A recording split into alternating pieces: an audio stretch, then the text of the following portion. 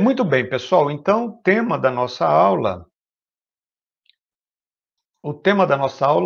é produção de vídeo, tá? Está dentro do grupo de habilidades das narrativas digitais, tá? Nossa aula de tecnologia e inovação, produção de vídeo. Então, eu vou passar para vocês algumas dicas que são dicas básicas, tá? Para muita gente, eu sei que isso aqui não vai ser novidade. Vocês já conhecem, alguns conhecem até melhor do que eu. Eu conheço um pouco, né? E é um assunto que eu gosto bastante, inclusive, ok? Então, se vocês tiverem, quiserem falar a respeito, quiser dar uma opinião, uma sugestão, essa é uma aula que acho que bastante gente vai querer participar. Não se intimidem, tá? Podem falar, pode perguntar, pode tirar dúvida, tá bom? Então, olha só, e tem uma outra aula que eu preparei para vocês também para breve, que é pensando ainda na questão da apresentação de trabalhos, né, de seminários, que é a gravação de PowerPoint. Ou seja, de vocês poderem fazer uma gravação do próprio PowerPoint e fazer uma produção de vídeo. Bastando para isso um computador simples, um notebook, enfim. Né? E, diga-se de passagem, vídeo de boa qualidade. Fica muito bacana a partir do momento que os slides sejam bem feitos. Tem uma outra aula para vocês, tem tanta coisa bacana em tecnologia que a gente pode usar, né? Tem uma outra aula que é produção de PowerPoint, né? Como fazer o PowerPoint bacaninha, tá? Também vou passar uma aula para vocês com esse tema. Então vamos lá, como gravar um vídeo com boa qualidade? Primeira coisa, o tema.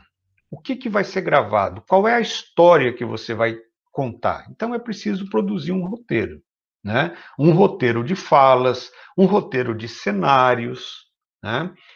Se tiver, no caso, a gente pensando agora no isolamento, né, que provavelmente vocês vão fazer isso individualmente, então você precisa, até se possível, né, preparar um pequeno storyboard com cenário, com posição de câmera, onde que a câmera vai estar, que tipo de plano, né, que a câmera vai pegar, se vai pegar o corpo inteiro, se vai pegar do busto para cima, né, que é o plano médio, se vai ser um plano de primeiríssimo plano, que é o close-up, né, o close simplesmente, ou zoom, enfim, a gente pode chamar de várias maneiras, né? Então, tudo isso você tem que criar um roteiro para essas questões. O seu filme, o seu vídeo, ele vai ter é, imagens, quer dizer, você vai usar imagens de apoio, o seu vídeo vai ter trilha sonora ou efeitos sonoros.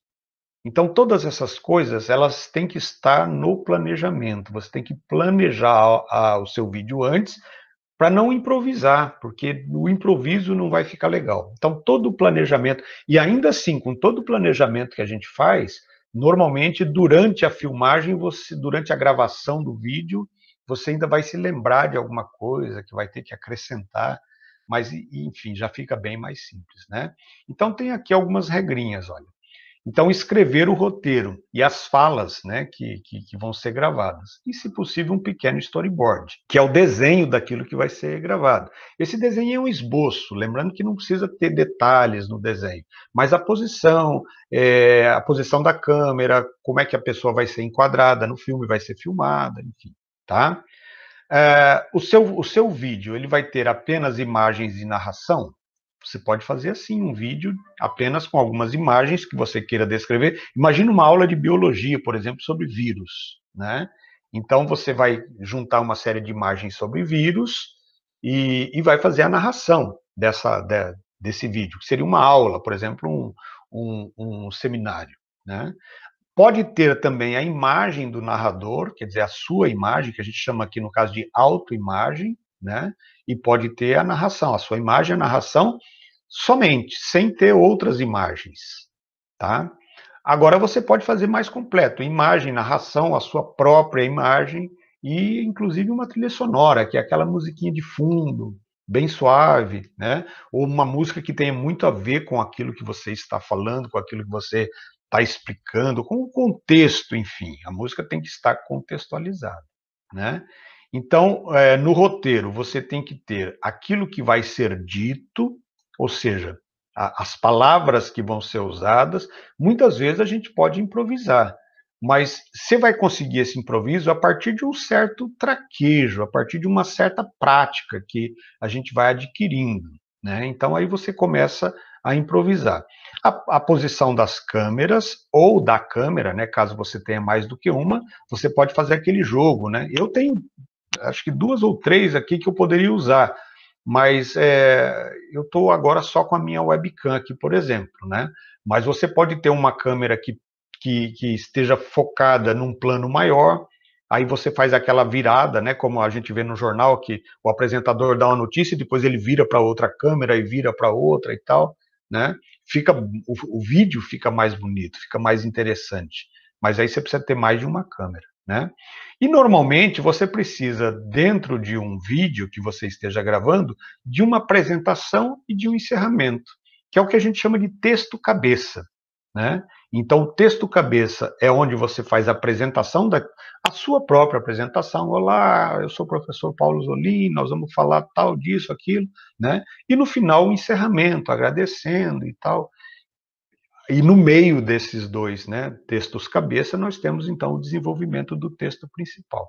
Então vejam que para fazer um vídeo, e eu estou dizendo de um vídeo de um seminário, mas poderia ser, por exemplo, um videozinho qualquer, uma dancinha que o pessoal vai apresentar e tal, precisa pensar em muitas coisas, né? A posição da câmera, o cenário, o figurino, tem tudo isso. Nós vamos falar disso aqui durante a aula, tá bom?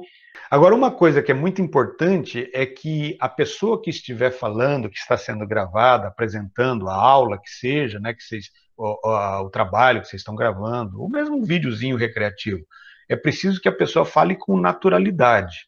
Quando dá a impressão que a pessoa está lendo aquilo que ela está falando, fica muito estranho, né? Então, por exemplo, vamos supor que aqui na aula eu estivesse dando aula para vocês, então eu falasse assim, olha, onde encontrar imagens relacionadas ao tema? Encontre imagens com boa resolução. Fica muito ruim para quem está ouvindo, né? Então você tem que ter naturalidade ao falar. E aí, se você já sabe o que você vai falar, você não precisa ler. Você pode falar, improvisar e tal, entendeu? Então isso deixa o vídeo mais agradável para quem está assistindo, para quem está ouvindo, tá bom? Bom, então uma das coisas importantes, se o seu vídeo vai ter imagens, eu dei agora há pouco o exemplo um trabalho, né, audiovisual, um trabalho de escola, baseado, por exemplo, um trabalho de biologia sobre vírus, bactérias, poderia ser qualquer coisa.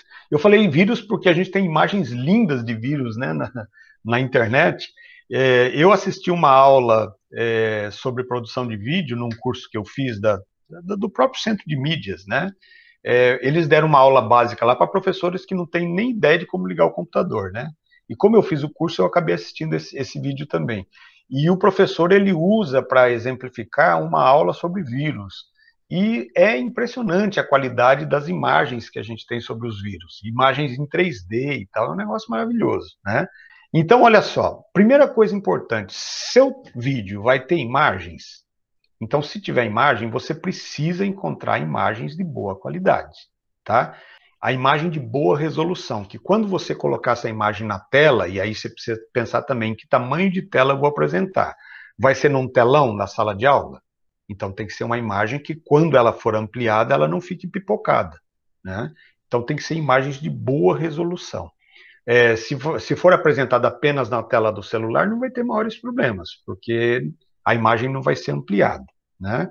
Então encontre imagens de boa resolução. E imagens bonitas, né, que acrescentem no seu vídeo. Aí tem uma questão dos chamados direitos autorais. Nem toda foto que está na internet é foto livre. Alguns sites, inclusive, vendem fotografias, né? E caras, diga-se de passagem. Mas você não precisa comprar uma imagem para colocar no seu vídeo. Você tem várias imagens gratuitas. Basta fazer uma busca. Algumas imagens, elas não são totalmente livres, mas também você não precisa pagar. Basta você colocar o crédito. O crédito é ali o nomezinho de quem produziu aquela imagem. Geralmente fica no rodapé da imagem esse crédito, né? Eu sugeri aqui para vocês 2 sites onde a gente encontra basicamente tudo que precisa com imagens gratuitas e de boa qualidade, né? Um deles, vocês conhecem bem, é o Google Imagem. Você encontra quase tudo que você precisa no Google Imagens, tá? Basta você digitar aqui nesse espaço que tipo de imagem você está procurando. Eu quero uma, sei lá, uma imagem sobre pau-brasil, por exemplo, pensando em história do Brasil, né? Vai aparecer um monte de coisa sobre pau-brasil, o índio cortando pau-brasil, a árvore do pau-brasil, enfim. Aí é uma questão de escolha, né? O outro que é muito bacana também é o Pixabay. Você encontra aqui imagens grátis, imagens pagas, tudo tem no Pixabay. Mas na busca você coloca imagens grátis, imagens gratuitas ou imagens livres, né? E aí você vai ter uma gama também imensa de imagens bonitas para poder dar um upgrade aí no seu trabalho, no seu vídeo, ok? E lembrando que quanto melhor a qualidade da imagem, mais pesado vai ficar o arquivo, né? Porque o arquivo, ele tem um peso e, de repente, dependendo do lugar que você vai precisar compartilhar o seu vídeo, não vai funcionar. Por exemplo, no WhatsApp, se não me engano, são 60 megabytes, o tamanho máximo do vídeo, né? Então, quando você coloca imagens de boa resolução, e aí, se você filmar com uma câmera boa, né, você vai ter imagem de boa resolução, que é o chamado Full HD. Né? O Full HD é a imagem que tem 1080 pixels, pelo menos. Né? A partir de 720 pixels, a imagem já fica boa. Tá? Abaixo disso, não é legal. Não é recomendável você fazer um vídeo abaixo de 720 pixels. Principalmente se você for postar no YouTube. No YouTube você pode exagerar. Se a sua câmera filmar em 4K, você pode gravar em 4K sem nenhum problema, porque lá não tem limite de tamanho. Né? Lá no seu canal, você coloca vídeos do tamanho que você quiser, sem nenhum problema. Tá? Então, olha só. Uma outra questão muito importante quando se vai fazer um vídeo é a questão da iluminação. Pouca gente leva isso a sério. É claro que pouca gente é amador, né? Quando se fala em profissional, o profissional sabe disso. Tanto na fotografia quanto na filmagem, nos vídeos, a iluminação é o item mais importante. É mais importante uma boa iluminação, inclusive, do que uma câmera top de linha, para vocês terem uma ideia. Se você tiver uma iluminação adequada, você vai ter melhor qualidade com uma câmera mais ou menos, ou com um celular mais ou menos, porque dá para filmar com celular também, dá para gravar com celular, do que se você tiver uma câmera último modelo, topo mesmo de qualidade, com uma iluminação meia boca, né? Porque a fotografia e a filmagem, a própria palavra fotografia, foto é uma palavra que vem do grego que significa luz, grafia é escrever. Então, o que é a fotografia? É escrever com a luz. Você vai, a imagem que você está captando nada mais é do que um reflexo da luz. Então, uma luz de boa qualidade é muito importante, tá? Então, quando se vai fazer um vídeo, a primeira coisa que você vai pensar em termos de cenário, cenografia e tal, é a iluminação. Se é um ambiente interno, então você vai, se você tem uma janela, você vai gravar ali perto da sua janela. E é importante, a luz tem que estar na sua frente. Eu não sei se vocês conseguem ver aí, na minha imagem, eu, por exemplo, aqui, meu computador está de frente para a minha janela. Então eu tenho uma luz bem generosa aqui vindo da janela. Às vezes aparece até aqui no óculos, né, o desenho da janela. Eu preciso, inclusive, arrumar um óculos com lente anti-reflexo para melhorar esses vídeos, né? Tem esse detalhe também, quem usa óculos precisa ter uma lente anti-reflexo para não refletir a luz na lente, né? Então você pode usar a luz natural e se ela não for suficiente, aí você precisa de uma iluminação a mais, né? Para dar uma... Aí você joga as luzes laterais. Então você tem uma luz de frente e você pode criar também, né? Você pode acender a luz do teto, por exemplo, né? Quer ver? Eu vou apagar minha luz aqui. Deu diferença na minha imagem? É que vocês estão vendo a imagem pequenininha, né? Mas já dá uma diferença boa, né? Então, além da luz da janela, eu tenho a luz aqui do teto. E, às vezes, quando o dia está nublado, está meio escuro, eu tenho duas luminárias, que eu jogo uma de um lado, outra de outro. Parece uma bobagem, mas isso melhora muito a qualidade da imagem que vocês estão vendo, né? Então, é um detalhe importante. Você pode usar qualquer tipo de luz que você quiser, mas o ideal são luzes brancas. Essas lâmpadas de LED que a gente chama são as que dão melhor qualidade de imagem, tá? Às vezes a luz amarela vai deixar, a luz amarela daquela lâmpada incandescente mesmo, ela vai deixar a imagem amarelada, às vezes um pouco vermelha, né? Então na fotografia a gente leva isso muito a sério, a qualidade da luz. E uma filmagem nada mais é do que uma sequência de quadros fotográficos colocados em velocidade, colocados em movimento, né? Uma outra coisa que é muito interessante e pouca gente usa são os chamados difusores, o difusor de luz. Então, por exemplo, se você vai usar uma luz forte que vai ficar na frente do seu rosto, importante, você nunca pode ficar de costas para a luz. A luz tem que estar sempre à sua frente, tá? Se você vai ficar de costas, se a luz estiver atrás de você, vai dar um efeito de contraluz, a menos que você queira um efeito artístico, por exemplo, né? A sua imagem sombreada e tal. Aí é uma outra questão. Aí nós já estamos falando de cenas de arte. Então. Mas o cenário normal, a luz está à sua frente. Se é uma luz artificial, por exemplo, uma luminária, a luz dela é uma luz dura, é uma luz muito forte. Então ela vai provocar sombras duras também no seu rosto, na imagem que você está gravando. Isso não é interessante. O bom é você quebrar essa luz. E existem várias maneiras de fazer isso, né? Você pode, com papel sulfite, você consegue já dar uma quebrada na luz. Ela vai diminuir um pouco, evidentemente, mas ela não vai dar aquele efeito que a gente chama de luz dura. Não vai provocar também a sombra dura. Geralmente embaixo dos olhos, às vezes, no pescoço, né? Então fica aquela luz muito, aquela sombra muito dura e não fica bacana. Então a luz tem que ser suave. Ela tem que ser forte, mas ao mesmo tempo ela tem que ser suave. Uma coisa que a gente usa bastante é TNT. O TNT branco é excelente para fazer um difusor, né, de luz, tá? Você pode usar papel manteiga, até mesmo papel sulfite. Não é o mais indicado, mas numa emergência, né? Quer ver? Vou dar um exemplo. Vou pegar aqui a luz do meu celular e vou jogar ela direto na minha cara para vocês verem como é que fica, como é que a luz fica dura. Eu, deu para perceber como que de repente eu vou tirar o óculos para melhorar um pouco. Ó, essa é a luz dura que a gente chama. Agora eu vou colocar, deixa eu ver se eu tenho um sulfitezinho aqui. Ah, mas tem que ser branco. E eu não tenho nenhum sulfite branco aqui na mão. Mas eu vou colocar um escrito mesmo aqui, ó, tá? Só para você ver como que muda já. Ó. Aí você, é que a luz do celular não é suficientemente forte, né? Mas aí você já muda um pouco a condição da luz, tá? Então, o difusor de luz é muito interessante e é muito legal. Evitar a luz dura. Se o ambiente for externo, quer dizer, se você estiver fazendo uma filmagem ao ar livre, então aí você vai usar a melhor luz que existe, que é a luz do sol, que é a luz natural, tá? Mas mesmo assim, quando você vai usar a luz do sol, é importante você preferir os horários onde o sol está mais brando. No começo da manhã, até umas 9, 10 horas da manhã, a luz do sol é bacana para fotografar e para gravar, que é a mesma coisa. No final das contas, é a mesma coisa, né? E na parte da tarde, das 4 horas da tarde em diante. Só que aí a luz já é um pouco mais amarela, já puxando para o vermelho. A luz do sol a pino, que é o sol do meio-dia, não é bacana para gravar, ela vai produzir sombras duras, tá?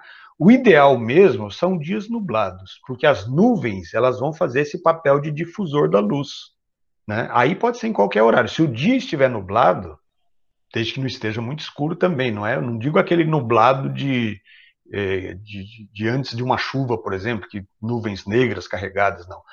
O dia nublado normal é a melhor luz que você pode ter. Você vai criar então aquela luz muito suave que é a luz natural, a luz do sol, tá? Então, importante, iluminação é um assunto a se levar a sério quando vai se produzir um vídeo, quando vai se fotografar. Você pode pensar em iluminação artística, mas aí já é um passo mais à frente, né? Nunca use a luz contra você, quer dizer, você não pode, a luz não pode estar nas suas costas, ela tem que estar na sua frente. Você até pode colocar uma luz atrás, mas a luz de trás não pode ser mais forte que a luz da frente, senão ela vai provocar o efeito chamado de contraluz, tá? E aí a sua imagem vai ficar escurecida. A gente usa muito isso em fotos artísticas. Vamos falar um pouco de cenário agora, tá? Então, por exemplo, se você vai gravar num ambiente fechado, dentro do seu quarto, na sua sala, na sua varanda, enfim, é preciso ter cuidado com o que vai aparecer ao fundo, tá? Então, por exemplo, muitas vezes as pessoas não se preocupam com essa questão do cenário de fundo, né, o que vai aparecer no fundo do vídeo, a gente vê às vezes no YouTube, eu sou um frequentador assíduo do YouTube, né, eu assisto muitos vídeos do YouTube, acho muito legal, e às vezes vocês veem até vídeos de boa qualidade, com histórias bacanas que estão sendo contadas, mas sem nenhuma preocupação com essa questão do fundo, né? Então, por quê? Por que que o fundo? Primeiro, para dar a visualização do vídeo seja agradável aos olhos, né? Mas tem outras questões, tem questões técnicas também. Por exemplo, se você tem no fundo coisas muito variadas. Eu vi, por exemplo, assisti um vídeo sobre fotografia e ele mudou bastante, inclusive, o cenário dele. No começo, ele tinha uma estante no fundo que aparecia no fundo, que era cheia de badulaquezinhos, cheia de bibelôs. Eram carrinhos, né, miniatura de carro, eram câmeras, um monte de coisa que ele tinha lá na estante dele que aparecia no vídeo. E essas coisas acabam tirando a atenção da gente. Você não consegue se concentrar, às vezes, no assunto que está sendo tratado no vídeo, porque você fica olhando os detalhes lá da estante que está no fundo. Então, o fundo não pode chamar mais atenção do que a pessoa que está apresentando o vídeo, que está sendo gravado, né? Então, o ideal é que seja uma parede lisa, uma cor sólida, né? Uma única cor, tipo sem papel de parede todo colorido, por exemplo, que isso pode desviar a atenção, né? Uma cortina, por exemplo, também de uma única cor, acaba sendo um fundo interessante, tá? E tem uma outra coisa que é muito legal, mas aí depende muito de software também, né?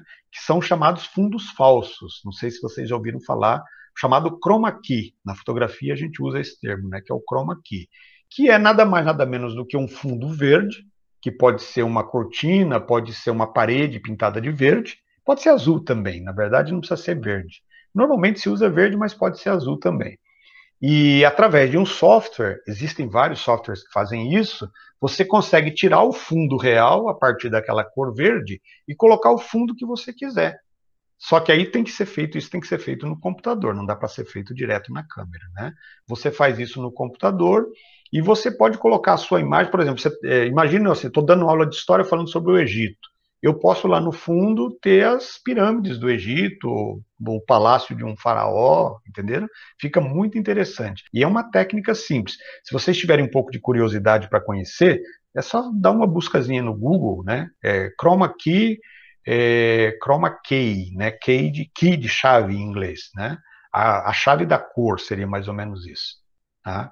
Funciona e fica maravilhoso. Dá até para vocês brincarem com fotografia, dá para fazer foto também, com fotografias, colocando vocês em lugares que vocês nunca estiveram, né? Você em Paris, você em Londres, você às margens do rio Tâmisa, fica muito bacana. Tem muita gente que faz isso e fala, como esse cara viaja o mundo inteiro. Na verdade, ele está usando um truque simples que é o chroma key.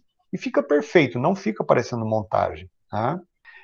Bom, dentro do cenário, além da questão do fundo, que eu coloquei para vocês, que tem que ser um fundo neutro, né, que chame o mínimo possível a atenção do telespectador, para não desviar o foco.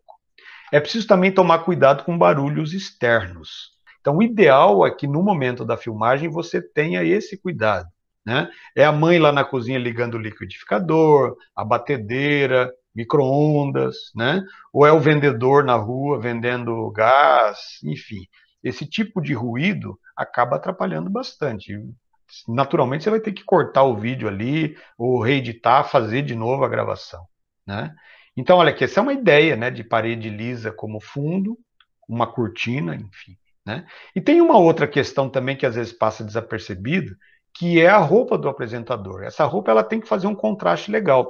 Se você tem uma parede de fundo, por exemplo, que é uma cortina escura, então use uma roupa clara, né? Você vai aparecer da cintura para cima, mais ou menos como eu estou aparecendo aqui. Eu estou um pouco menos, acho que daqui para cima, né, que está aparecendo. Então, coloque uma roupa que faça um contraste com a parede, tá? Se a sua cortina é muito clara, se a sua parede é muito clara, o fundo, enfim, é muito claro, coloque uma roupa mais escura. Esse contraste dá um efeito bacana na gravação. São pequenos cuidados que a gente precisa tomar para ter um vídeo de qualidade, como vocês podem perceber, tá? Bom, aqui também tem uma questão, essa é sine qua non, é indispensável, é imprescindível. É uma regra de fotografia que serve também, evidentemente, para filmagem, né? Aliás, como eu disse para vocês, a filmagem, a gravação de vídeo nada mais é do que a fotografia em movimento, né? Então, todos os aspectos da fotografia são levados em consideração na hora da filmagem. Isso aqui chama-se regra dos terços, tá? Se vocês observarem, no celular de vocês mesmo, ou na câmera fotográfica, ela tem essa gradinha na tela. Você pode ativar ela ou não. Essa gradinha não é só para atrapalhar a sua visão, não. Ela tem uma função técnica, né? Então, essa divisão da tela em 9 pedaços iguais é o que a gente chama, então, de... Ela proporciona para a gente o que a gente chama de pontos de ouro, tá? Os pontos de ouro são os pontos de interesse de uma fotografia. Às vezes você faz uma foto linda, com a qualidade incrível e tal, o assunto ficou muito bonito ali na foto, mas você olha na foto e ela não é chamativa, porque às vezes falta esses pequenos detalhes, entenderam? Então, e às vezes a foto não é, o assunto nem é tão espetacular, mas você olha e a foto é agradável de se olhar, porque existe uma técnica ali, tá? O que são os pontos de ouro? São os pontos que, naturalmente, quando você olha para uma foto ou para uma imagem, os seus olhos eles vão quase que instintivamente para esses pontos. Então, por exemplo, olha aqui, ó, eu peguei uma foto para exemplificar aqui, onde aparece aqui um guepardo, né? Observem que a cabeça do guepardo está num dos pontos de ouro. E você vai olhar a foto, é a coisa que mais vai chamar a sua atenção nessa foto é justamente a cabeça do guepardo. Então percebam que ele está, né, dentro de um dos pontos de ouro. Ele poderia estar aqui? O que vocês acham? Se ele tivesse aqui, essa foto ia ficar legal? Olha aqui. Então tem uma das regras interessantes aqui da fotografia, é assim. Se o assunto fotografado estiver olhando para o lado direito, como é o caso dessa foto, para ficar interessante, ele tem que estar do lado esquerdo da foto. No ponto de ouro do lado esquerdo. Entenderam? Por que aí? Porque aqui você tem um horizonte à frente dele. Então passa uma história. Esse guepardo está olhando para alguma coisa que está do lado de cá. Imagina se ele tivesse aqui nessa ponta da foto. Você teria a mesma paisagem, teria o mesmo animal fotografado, mas você não teria um horizonte à frente dele. Ia ficar muito estranho, né? Aqui já nesse caso, que nós temos uma estrela do mar, ela poderia estar em qualquer lugar aqui, tá? Que não iria dar muita diferença. Por quê? Porque ela é pequena, né? Ela pega uma pequena parte da foto. Então, se ela tivesse desse lado aqui, ficaria legal do mesmo jeito, até porque não dá para ver onde que é a cabeça, o olho da estrela, né? Então, não faria muita diferença nesse caso. Se ela tivesse um rosto com um olho, uma cara, né, olhando para lá, seria interessante ela ficar aqui, né? Ao contrário. Aqui também na regra dos terços tem uma coisa bacana que, olha só, vocês vão perceber que nessa parte de baixo, no primeiro terço aqui da imagem, nós temos a areia. Isso é muito comum em fotos de praia. Se vocês perceberem, a foto de praia fica bonita se vocês usarem essa regra, tá? Não precisava nem ter essa estrela aqui para usar esse exemplo. Então, num dos terços eu tenho a praia, no outro terço eu tenho o mar e no outro terço eu tenho o céu. Então está bem dividida, não precisa ser matematicamente, milimetricamente, mas dentro dos 3 terços eu tenho os 3 assuntos que eu queria mostrar aqui: a areia, a água e o céu. Isso pode variar, evidentemente. Você pode dividir a sua foto só em 2 terços. Você pode, por exemplo, se você tem um céu muito bonito, tipo um pôr do sol com nuvens coloridas e tal, você pode usar 2 desses terços para o céu e apenas 1 terço para o mar, por exemplo. Ou pegar só areia, por exemplo. Se for um céu sem graça, um céu azul, que não tem nenhuma informação, nada que possa embelezar a foto, você usa 2 terços, né, para o mar, por exemplo, e 1 terço só para o céu. Então aí vai da criação do artista, porque a fotografia também é arte, né? E aí depende muito dos olhos de quem está fotografando. E tem uma terceira questão que é importante colocar, que é assim, pessoal, como fotografia é arte, nem toda fotografia precisa seguir realmente essa técnica.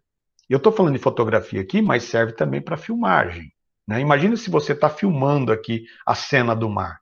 Você deve levar em conta as mesmas coisas, né?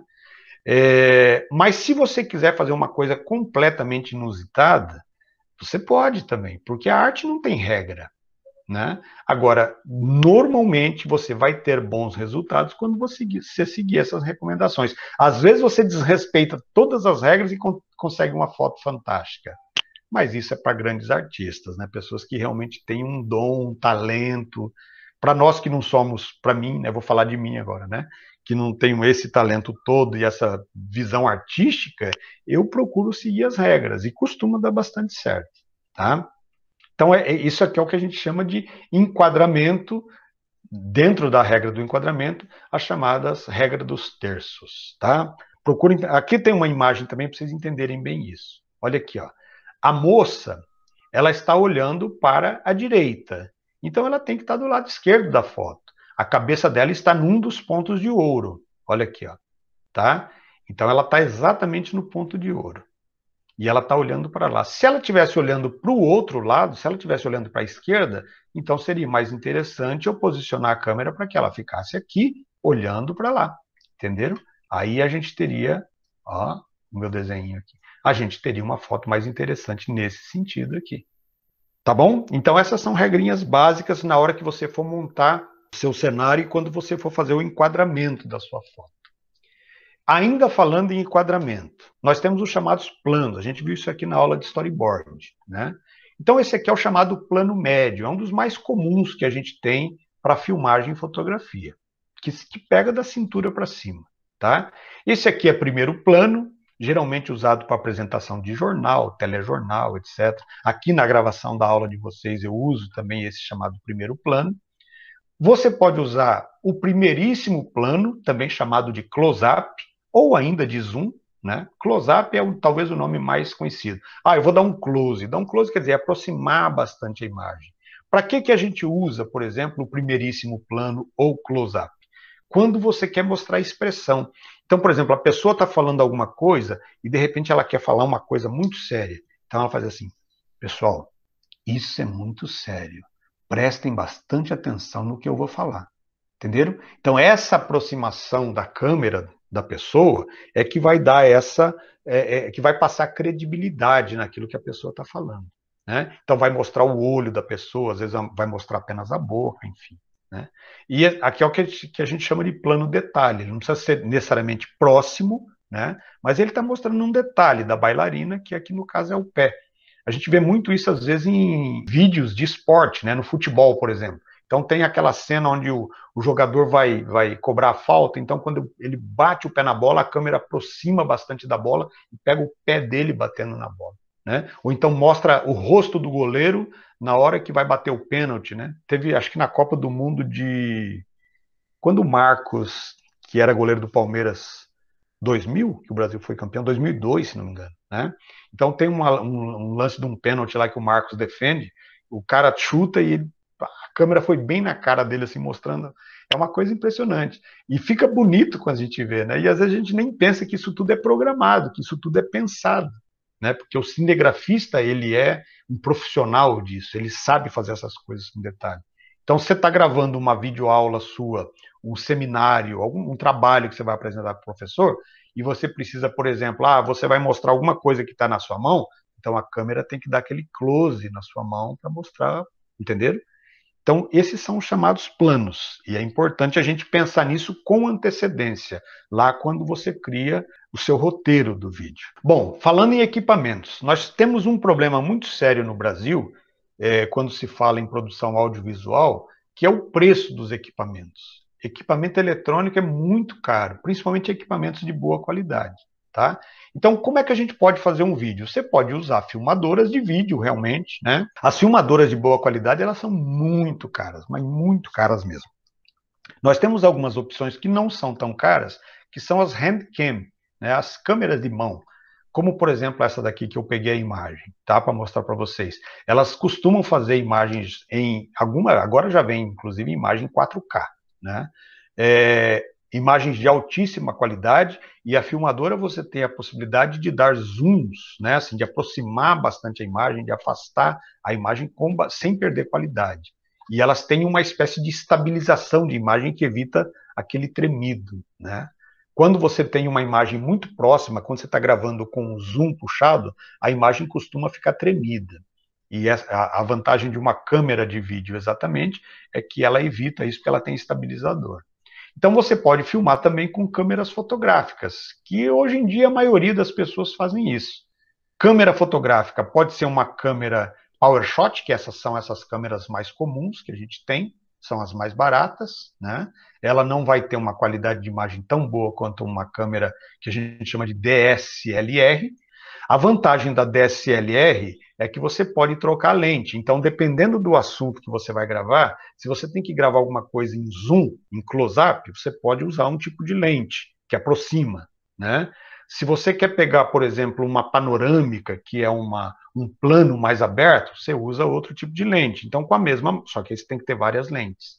E elas dão uma imagem fantástica, uma das melhores imagens que você vai ter numa filmagem são das câmeras DSLR. O problema é que elas são muito caras, né? Mas, enfim, para quem tem a possibilidade, você pode também usar uma webcam. Nós temos hoje webcams de altíssima qualidade. Essa, por exemplo, que eu estou usando, ela é Full HD, tá? Ela não chega a filmar em 4K, mas já temos também webcams que filmam em 4K. E tem a vantagem que ela já é ligada direto no computador, né? Então ela já te dá essa vantagem.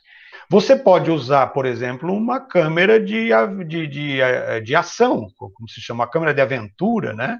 Que essa daqui é uma GoPro, por exemplo, né? E o bacana da GoPro é que ela tem um sistema de estabilização que é fantástico. Você pode filmar andando, correndo, que a imagem fica estabilizada, sem trepidar. E dá uma imagem de excelente qualidade também. Só que ela não aproxima muito. Você tem que colocar ela bem próximo do rosto se você quiser um plano médio, por exemplo, né? Um primeiro plano você tem que colocar ela bem próxima do rosto. Tá? Mas também você pode usar para gravar. Enfim, e você pode usar o seu celular para gravar. Hoje em dia, os celulares gravam com ótima qualidade, a maioria dos celulares novos já gravam em Full HD. Tá? E se for usar o celular, recomenda-se duas coisas. Tá? Você vai fazer seu vídeo com o celular, procure colocar o celular na posição horizontal. Tá? Na horizontal, ele dá um plano melhor, a não ser que for vídeo para o Instagram, que aí acho que obrigatoriamente tem que ser na vertical, né? Mas grava na horizontal e, principalmente, use a câmera traseira do celular. A câmera traseira, ela tem muito melhor qualidade do que a câmerazinha que a gente usa para selfie, tá? Essa daqui, a qualidade dela é bem inferior. Fica a dica aí para vocês, tá? A câmera... quando você vai pensar numa câmera para fotografar, por exemplo, né, se você vai usar a câmera no modo automático, você pode usar das duas formas, no modo automático e no modo manual. Né? O modo automático, a câmera ela praticamente ela escolhe aquilo que ela vai fazer. O tipo de abertura, o tipo de velocidade de obturação, a própria câmera vai decidir. Ela vai achar um meio termo ali para compensar a ausência de luz, enfim. Né? Às vezes nós temos bons resultados, mas se você tem uma câmera, mesmo que seja o celular, tem muito celular que tem modo manual também, procure conhecer como é que funciona esse modo manual, tá? Porque geralmente o modo manual te dá a opção de variar o seu vídeo. Uma coisa que as pessoas gostam muito em fotografia, em filmagem, por exemplo, é o fundo desfocado. Sabe aquela coisa que você está focando numa pessoa e o fundo está desfocado? De repente você quer dar foco no fundo e desfocar a pessoa. Você consegue isso no modo manual tranquilamente, podendo fazer essa opção. Né? Então, o modo manual te dá mais possibilidades, mas aí você tem que conhecer, você tem que estudar o manualzinho lá da sua câmera, do seu celular, para ver como é que você programa isso. Tá? Então, assim, eu recomendo para quem está começando, para quem vai começar a produzir os seus vídeos e tal, façam no modo automático, que resolve bem a parada. Mas quando você vai aprofundando, conhecendo melhor, então comece a usar o modo manual, que é muito interessante. Tá? Então, olha, o que você tem que pensar? O modo manual exige mais conhecimento técnico desses controles. Você tem que ter algum conhecimento de fotografia. Né? De acordo com as opções, eu coloquei entre aspas aqui diretor justamente por isso, né? De quem está produzindo o vídeo, de quem teve a ideia do vídeo. Olha aqui, então para você ter uma foto de qualidade, você precisa pensar em três coisas básicas. Isso aqui vai garantir a quantidade de luz que entra na sua câmera e vai deixar a sua imagem mais clara ou mais escura. Né? É a chamada abertura do diafragma, que é essa imagem que eu coloquei aqui para vocês. O diafragma nada mais é do que uma peça que tem na entrada de luz da câmera que ela fica mais aberta ou mais fechada. Tá? Então, quanto mais fechada a lente tiver, menos luz vai entrar. Tá? E quanto mais aberta ela tiver, mais luz vai entrar. As lentes que têm grande abertura de diafragma são as lentes mais caras. Então, lente que abre, por exemplo, 2.8, a gente chama de f-stops, né, a abertura. Então, quanto menor esse número, maior a abertura. Quanto maior o número, menor a abertura. Acho que a imagem é bem significativa, que bem, né, instrutiva. Tá? Então, uma câmera que abre, por exemplo, 2f2, nossa, ela tem uma iluminação incrível. São as chamadas lentes claras, né? Então ela te dá uma possibilidade de fotografar quase que no escuro, tanta luz que ela permite entrar na câmera. Mas isso depende muito do seu objetivo, né? Então, por exemplo, se você quer uma cena com o fundo bastante desfocado, você usa a maior abertura da sua lente. Aí você vai desfocar o fundo. Mas se você for fotografar uma paisagem, não interessa desfocar o fundo, porque você quer mostrar justamente é o fundo da paisagem. Então você usa uma abertura menor, f8, f11. Dependendo do caso, se for um dia muito claro, com muita luz, você pode chegar até os f22, por exemplo. E vejam que o espaço para a entrada de luz aqui é muito pequeno. Né? Então, nas câmeras de filmagem e fotografia, você pode controlar tanto a abertura do diafragma, que é isso aqui, quanto a velocidade com que o chamado obturador, que é uma peça que abre e fecha. Quando ela abre, entra luz. E ela fecha, né, para de entrar luz. E ela faz isso numa velocidade incrível. Então, a velocidade de obturação, você vai mais ou menos controlar aqui com a abertura do diafragma. Vocês vão dizer assim, professor, mas como é que eu vou saber se vai entrar uma quantidade de luz legal? As câmeras têm um equipamentozinho chamado fotômetro, que nada mais é do que a medição da quantidade de luz. Fotômetro é como se fosse uma reguinha que tem um zero ali e tem uma agulhinha. Então, quando a agulhinha estiver mostrando o zero, é porque a quantidade de luz está bacana. Não quer dizer que todas as fotos têm, né, e a filmagem, o enquadramento, tem que ser feito com fotômetro no zero. Vai depender muito da sua intenção, digamos, com aquela imagem que você está capturando, seja no vídeo ou seja na foto. Tá? Mas o fotômetro zero é um parâmetro para você ter uma noção se você deve abrir mais o diafragma ou se você deve diminuir a velocidade da obturação. Lembrando que velocidades baixas, você tem que estar com a câmera apoiada em alguma coisa, senão a imagem vai ficar borrada. Tá? E ainda tem o que a gente chama de sensibilidade ISO, né, que é a sensibilidade do sensor. Tá? Também é chamado de ASA. Antigamente, quando usava-se os filmes de película, né, aqueles filmes das máquinas antigas, né, então não se usava ISO, usava-se o termo ASA, que pode ser 400, pode ser 800, pode ser 200. Os filmes eram assim, né? Era ASA 100, 200, 400, 800. Nas câmeras modernas, nas câmeras digitais, essa abertura pode chegar a 12 mil, 20 mil, 32 mil, né? Então, assim, permite realmente que você filme, fotografe quase no escuro. A imagem não fica com toda aquela qualidade, porque ela fica um pouco granulada. Mas dá para resolver isso depois num software de edição também, você tirar esse granulado, né? E, muito importante, foco. Você pode usar o foco automático da sua câmera, que é o mais recomendado, né? Porque se você for fazer foco manual, por exemplo, eu tenho uma lente, uma 50mm, tem uma qualidade de imagem fantástica. Só que ela não tem foco automático, então você só consegue fazer o foco manual. E o foco manual dela, se você, por exemplo, colocou ela para gravar, por exemplo, um vídeo, né? Você não, se você se mexer um pouquinho para frente ou para trás, ela já vai sair de foco. Aí tem que ter alguém gravando para você para ir corrigindo o foco. Se você estiver fazendo isso sozinho, por exemplo, o foco manual já não vai dar certo. Você tem que deixar no foco automático mesmo, tá? Mas o foco automático costuma resolver bem a situação.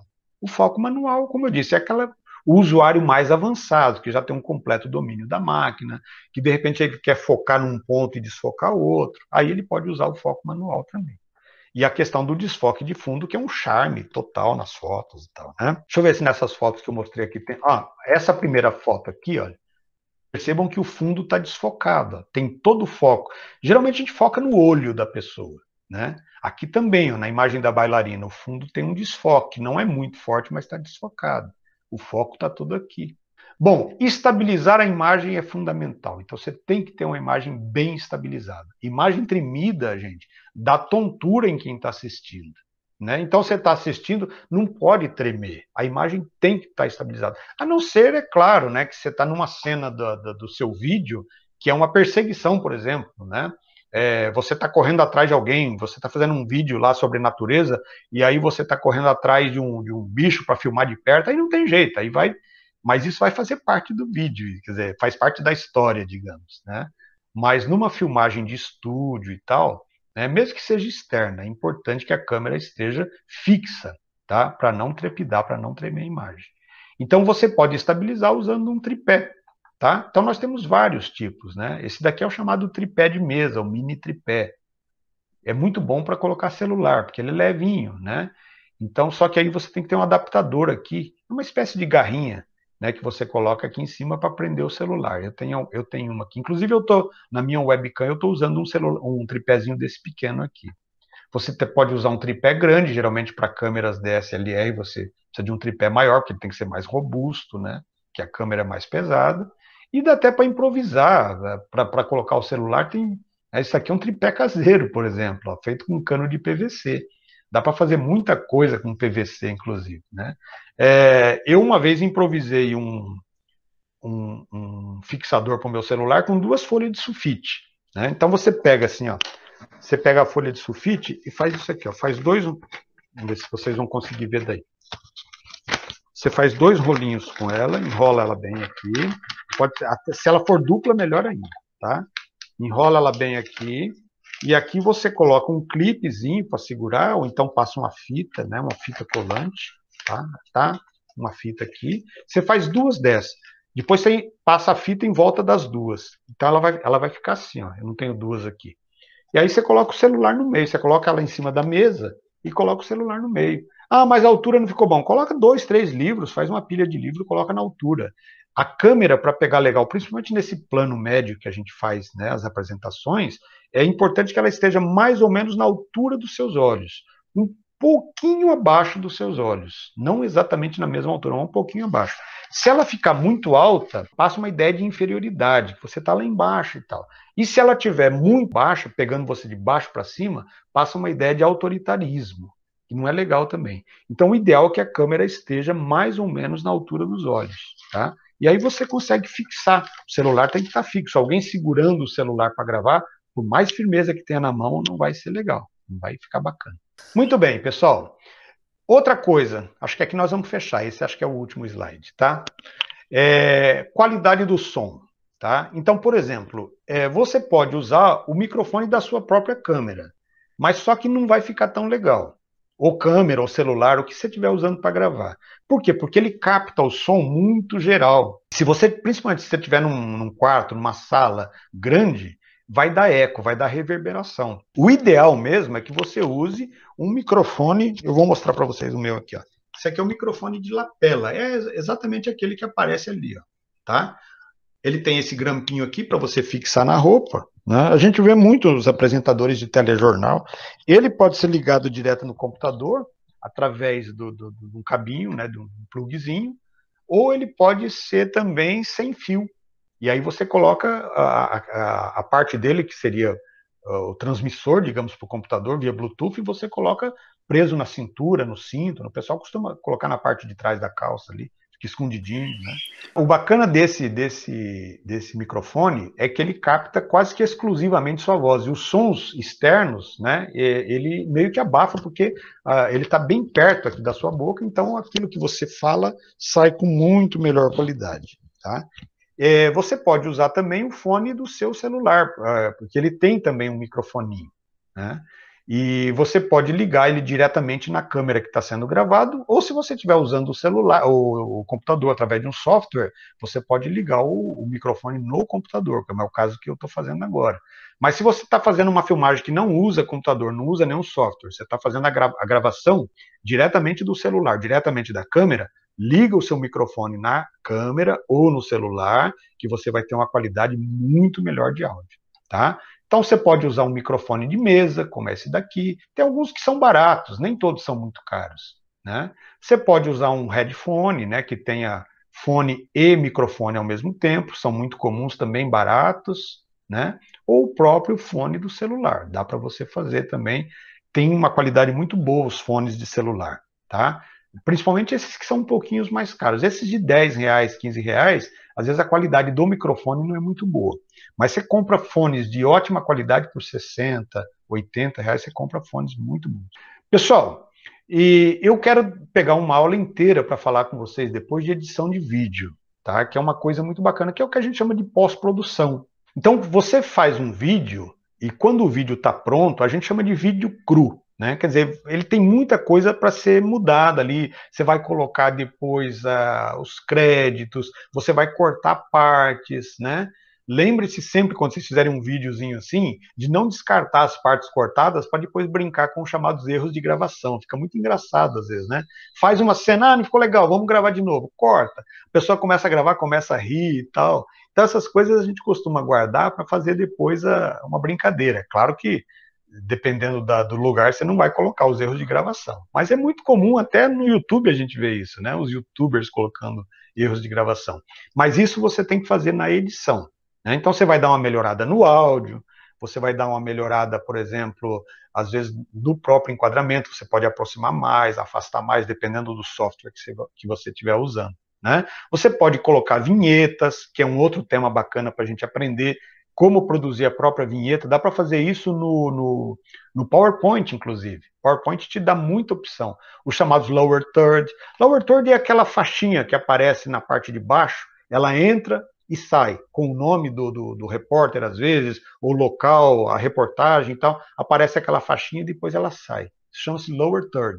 Dá para fazer também no PowerPoint. Tá? E é bem fácil de fazer. Vou fazer uma aula de tecnologia explicando vocês como fazer um lower third caseiro. Tá? Você pode editar o seu vídeo em softwares gratuitos. Você não paga pelo uso, dá para baixar e tal. Né? Então, o mais comum e que dá para fazer muita coisa bacana é o Windows Movie Maker. Ele já tem, ele faz parte do pacote Windows. Dá para cortar vídeo, dá para colocar a trilha sonora. Quer dizer, o básico que você faz tudo no Movie Maker. Né? Esse OpenShot é também um software gratuito, tem muitos, na verdade, tá? Muito simples, inclusive. Eu não sei se o OpenShot funciona no celular, eu acho que sim, mas não tenho certeza, tá? E você tem aí os chamados softwares pagos, que são muito melhores, né? Sony Vegas é o topo de todos, né? É o profissional, inclusive. Os caras da TV, de cinema, eles usam o Sony Vegas, para vocês terem uma ideia. E ele próprio, né? Se você não tiver um computador muito bom, na hora que você estiver renderizando, né? Dependendo do vídeo, você vai levar 3 dias para renderizar. Né? Esse Movavi é muito bom também, é um software pago, mas ele é baratinho. Você compra aí por R$ 80, R$ 90. Uma assinatura infinita, né? Eterna. Você não precisa pagar anual, tá? E ele é muito bom. Eu tenho ele, inclusive, tá? O Movavi é excelente. Te dá opções bacanas, tem vinhetas prontas e tudo. Tá? E aqui o Vegas, né? O Sony Vegas, que como eu disse é topo de linha, mas aí já é para profissional mesmo, né? Então é isso aí, gente. Eu espero ter ajudado vocês um pouquinho, tá? Eu não sei se vocês já vão começar a produzir os vídeos de vocês. Eu sei que nós temos vários alunos que já fazem vídeos para o YouTube, vídeos para o Facebook, videozinhos básicos, né? Tem algumas alunas que fazem vídeos de maquiagem. Então vocês podem aproveitar essas dicas que eu passei para vocês para dar uma melhoradinha lá. Acabou, gente.